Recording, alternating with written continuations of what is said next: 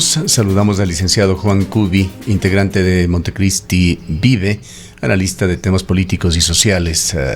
Licenciado Cubi, muy buenos días. Quisiéramos conocer su punto de vista, sus expectativas sobre este año electoral que estamos viviendo ya en Ecuador. Nuevamente, más de 2 centenares de partidos y movimientos políticos expondrán sus cuadros en las distintas provincias del país en las próximas elecciones. Buenos días, Gustavo, gracias por el espacio. Mire, son, si no me equivoco, cerca de 280 movimientos legalizados. Estamos más cerca de los 300 que de los 200. 276 es la cifra exacta. Exactamente, lo cual es una desproporción absoluta para un país de 18 millones de habitantes, que tenemos no más de una veintena de provincias. Es una exageración, creo que tenemos 220, 222 municipios, no sé la cifra exacta, y no sé dónde van a entrar, cómo caben en la realidad política estos movimientos. Me preocupa mucho, Gustavo, que con el clima de inseguridad, con la presencia de bandas criminales a lo largo y ancho del país, esta diversidad de movimientos, que además muchos son parroquiales, se conviertan en una posibilidad para que estos grupos criminales del narcotráfico puedan empezar ya su siguiente fase de expansión, que es el control territorial a través del control de las autoridades de determinado cantón. Eso sería peligrosísimo, es algo que ocurre en México hace muchos años y que impide no solamente constituir una democracia, constituir un acuerdo social para la convivencia, sino que pone en riesgo la propia supervivencia del Estado. Esa detención de un delincuente ecuatoriano que parece ser líder de una de las grandes bandas que ha venido funcionando en Ecuador, con ese botín que se le ha capturado, con ese producto de sus acciones ilegales, dan cuenta del poderío de las bandas aquí en Ecuador. ¿Qué reflexiones puede traer esto? Mire, ese es un proceso que se lo dejó crecer de manera irresponsable desde hace muchos años.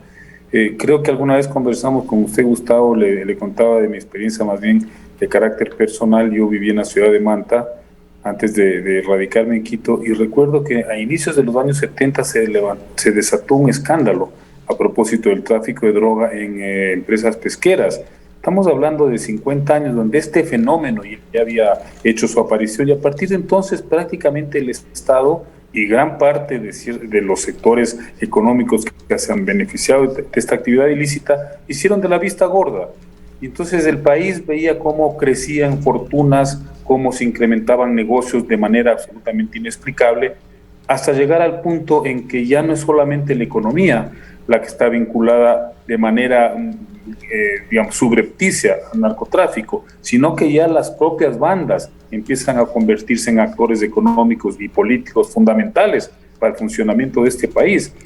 Entonces estamos frente a un fenómeno, frente a un hecho que es de dimensiones incalculables y tremendamente peligroso. Para serle franco, Gustavo, yo no he escuchado ni de las fuerzas políticas ni del poder de turno una decisión, una estrategia, una acción medianamente coherente para evitar que esto se convierta en un polvorín.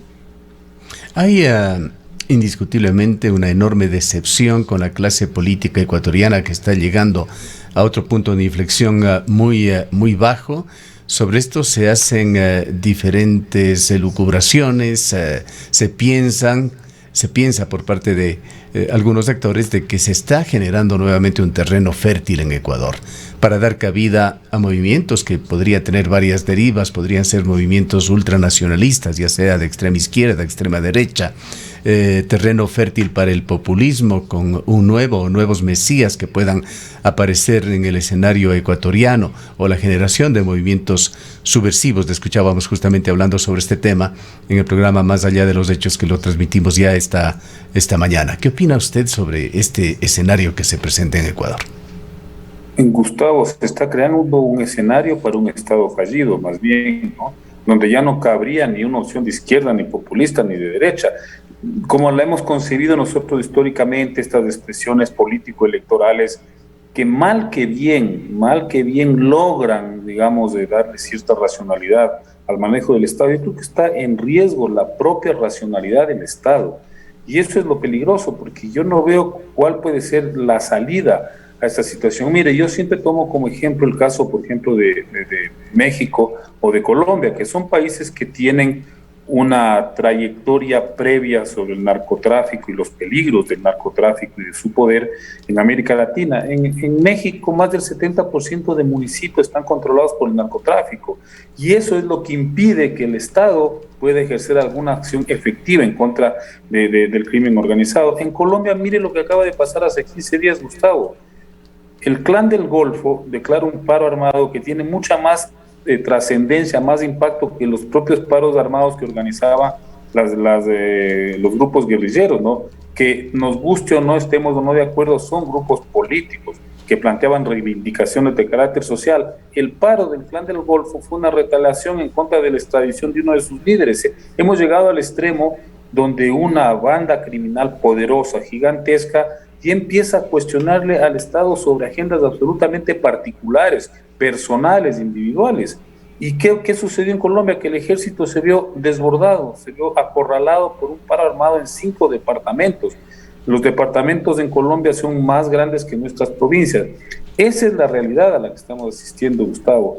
Entonces, en ese sentido, creo que el escenario que se está creando es más bien para una especie como de neutralización o eliminación de la política como lo hemos entendido, es decir, como ese espacio donde se dirimen los proyectos de sociedad, los grandes intereses sociales, y donde lo que va a primar es una forma de negociación totalmente espuria a partir de acciones y de intereses delincuenciales.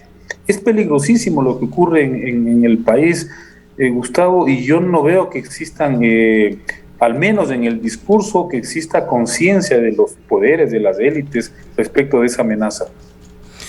El día de mañana se está viviendo una jornada democrática importantísima en América. Entendemos que con influencias importantes que tiene Colombia en forma natural, por su tamaño, por su PIB, por su vecindad y sus relaciones con Ecuador. Hay elecciones en las cuales se va a definir posiblemente, de acuerdo a los últimos análisis y encuestas que hemos podido conocer, una segunda vuelta en la que podría estar liderando Petro. No se descarta incluso un posible triunfo de él, pero lo más probable es una segunda vuelta con Petro ingresando para la segunda vuelta, y Fajardo y Hernández disputándose quién de los dos ingresa allí. Quisiera preguntarle su punto de vista sobre la importancia de estas elecciones. También esa influencia de Colombia sobre Ecuador, o esa interrelación más bien Ecuador-Colombia. Gustavo, es posible que Gustavo Petro gane las elecciones, no hay que descartar. Lo que es difícil es que le dejen gobernar. Es ahí donde se va la verdadera posibilidad, potencialidad y capacidad, no solo de Petro, sino de quienes lo acompañan, para poder plantearle a Colombia un nuevo modelo de gobierno, una nueva propuesta de administración del Estado. Eso es lo que está en juego, ¿no? No es fácil. Colombia es un país que está en gran parte controlado por las bandas criminales, por el narcotráfico. Y esos son sectores que no admiten ningún tipo de lógica política que se contraponga a sus intereses. Pero además tenemos algo adicional. Colombia ha tenido una tradición de crimen político desde hace 100 años. Creo que es el país donde más líderes y candidatos presidenciales, y sobre todo candidatos que tengan una opción diferente de las viejas élites, hayan sido asesinados. ¿Sí? Mire, si usted revisa la biografía de Bolívar que escribe Waldo Frank hace más o menos en los años 40, él decía en uno de sus párrafos, Colombia es el único país donde donde el asesinato político es parte de la cultura nacional, porque desde esa época se mataban a cualquier líder o cualquier político que generara algún tipo de expectativa. No hay que descartar, por lo tanto, que eso esté dentro de la agenda de estos sectores de poder, la eliminación física, si es que no logran doblarle la mano en el ejercicio de poder en la eventualidad de que llegara a triunfar. Lo que sí es importante, Gustavo, lo que sucede en Colombia, justamente por esa historia de gobiernos prácticamente de dos élites vinculadas a dos partidos, lo que es importante es que aparezca una opción de izquierda o más progresista diferente que esté planteando asumir un desafío nuevo para cambiar Colombia. Eso es lo que es válido, que existe una población que por ahora aborde el 40% del electorado que esté dispuesta a apoyarla. Eso sí puede generar un cambio en las relaciones de poder y en las condiciones geopolíticas, al menos de la región. En Colombia se han dado varios asesinatos también de candidatos a la presidencia de la República. Entendemos que la situación de Petro ha sido bastante compleja durante esta época preelectoral. Por eso le hablaba yo, Gustavo, desde antes de Gaitán ya mataban a líderes políticos, ¿no? Una sociedad que vivía en permanente conflicto.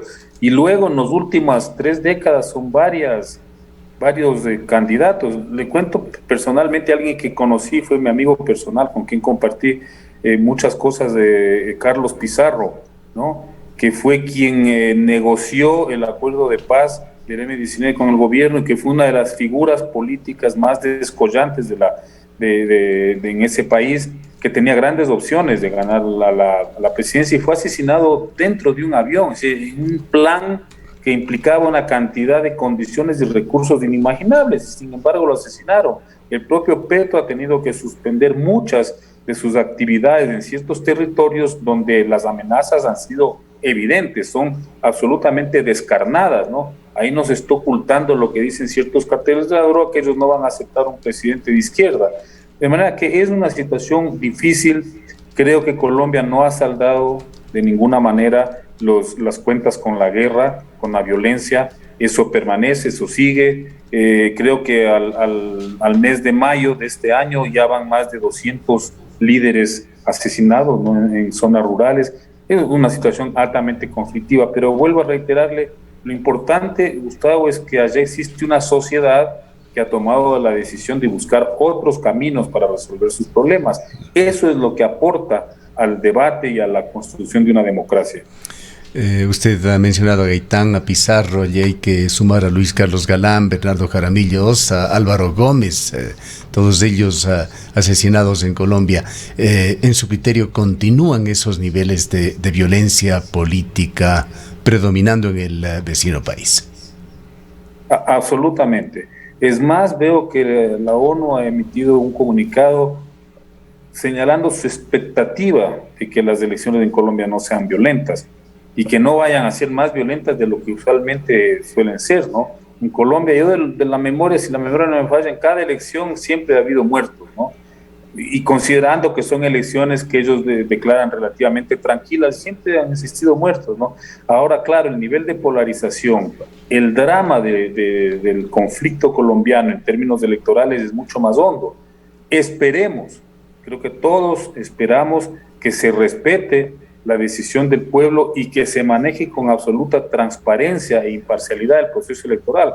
La instancia encargada de las elecciones ya ha sido cuestionada desde distintos sectores. Esperemos que eso no sea el pretexto para que otra vez se desate algún tipo de enfrentamiento. No olvide, Gustavo, que los 70, 80 años de violencia que vive Colombia tienen su origen en el asesinato de Gaitán, que era a todas luces el candidato que iba a ganar. Si mal no recuerdo, fue en el año 48, que dio lugar al famoso Bogotazo, y luego inició toda la etapa de una violencia, pero así... Una década terrible vivió Colombia entonces, así es. Vivieron décadas de una violencia desbordada, de una violencia absolutamente inhumana.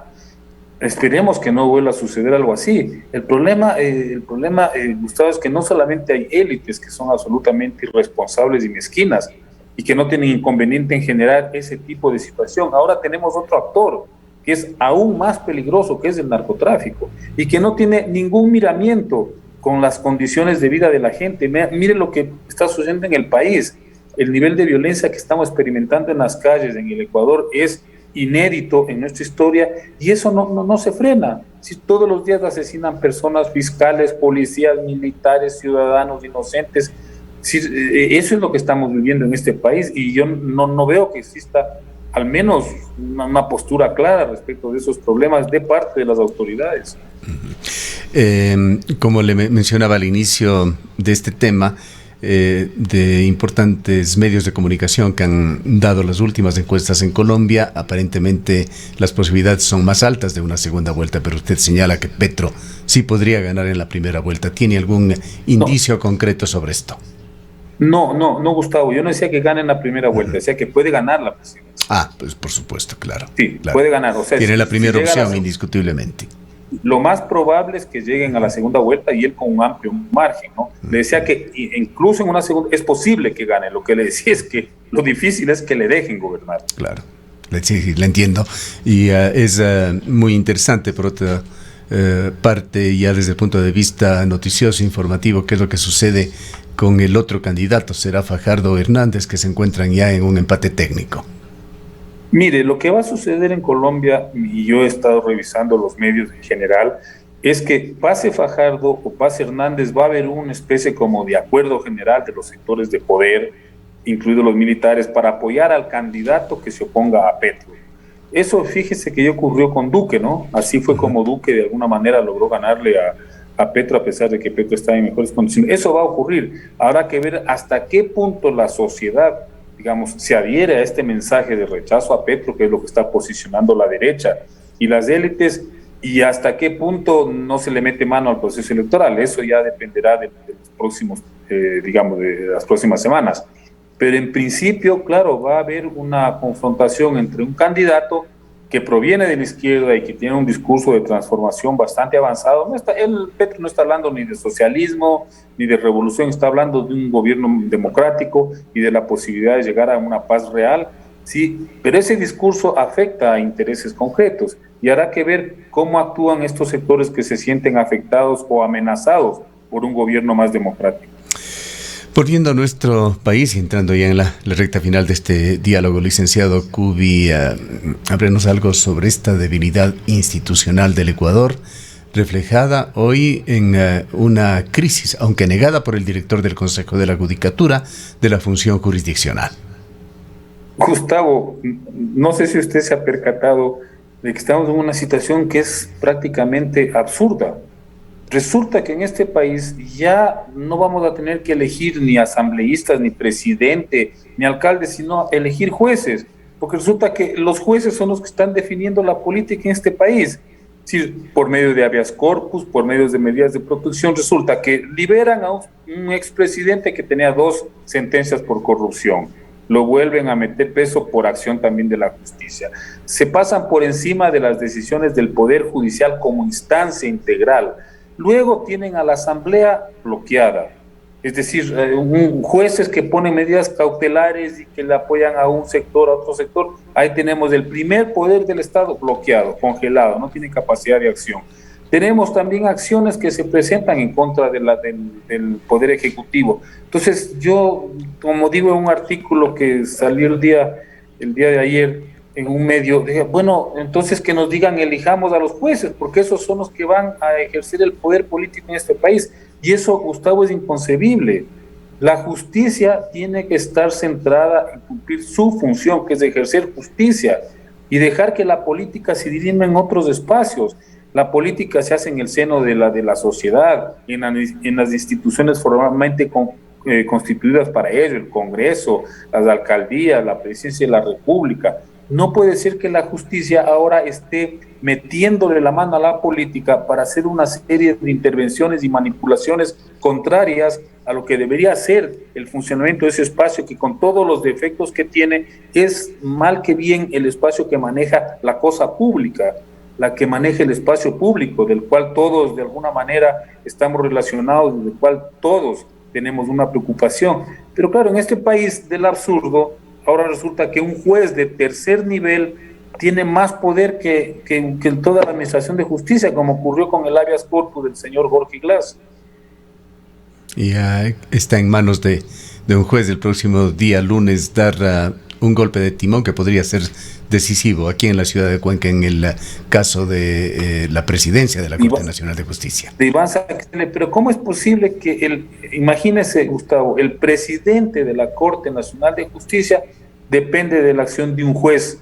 de una corte provincial. O sea, eso, a mi modo de ver, eso no tiene mayor coherencia. Lo que es evidente es que el Consejo de la Judicatura está cooptado a poderes políticos de este momento. Pero además el Consejo de la Judicatura asume una serie, digamos, de facultades que son incoherentes con la lógica institucional. Por eso es que la institucionalidad ecuatoriana está absolutamente dinamitada. Si el Consejo de la Judicatura, yo entiendo, yo no soy jurista, Gustavo, pero entiendo que tiene más bien funciones administrativas. Netamente administrativas deberían ser. Pero allí tenemos los criterios, como hemos escuchado en esta mañana, de un distinguido jurista, Salim Saidam, que dice: los jueces ecuatorianos no pueden tomar una decisión o llegar a una sentencia que contradiga los intereses o las simpatías que puedan tener sobre una posición en el Consejo de la Judicatura. Algo realmente preocupante y lamentable. Es inconcebible. Entonces resulta que ahora lo suspenden al presidente de la Corte Nacional de Justicia, y entiendo que ahora el abogado que interpuso esta denuncia, no sé cómo llamarla, ha desistido, sí, que también habrá que conocer qué es lo que está por detrás de esto, porque todo requiere de interpretaciones. Entonces, el juego de la política, que es un juego de intereses, de propuestas, ahora resulta que se dirimen los juzgados, y con la acción de un juez, de dos jueces. Eso no es posible, Gustavo. Entonces, claro, lo que estamos haciendo es contribuir a que la gente, la ciudadanía, pierda absoluta confianza en las instituciones. Usted ha visto las encuestas, ¿no? Es decir, la Asamblea, Justicia, el Ejecutivo, todos tienen unos niveles de aceptación bajísimos. Así es. Y claro, lo único que hacen es esa decepción general de la que hablábamos al inicio. Y lo único que hace es generar mucho más desánimo, mucho más anomia, es decir, pérdida de valores y una desconfianza crónica. Así es imposible construir una sociedad. Bien. Gracias por habernos acompañado, licenciado Cubi. Gracias a usted, Gustavo. Como siempre, un gusto estar en su programa. Gracias al licenciado Juan Cubi, él es integrante de Montecristi Vive.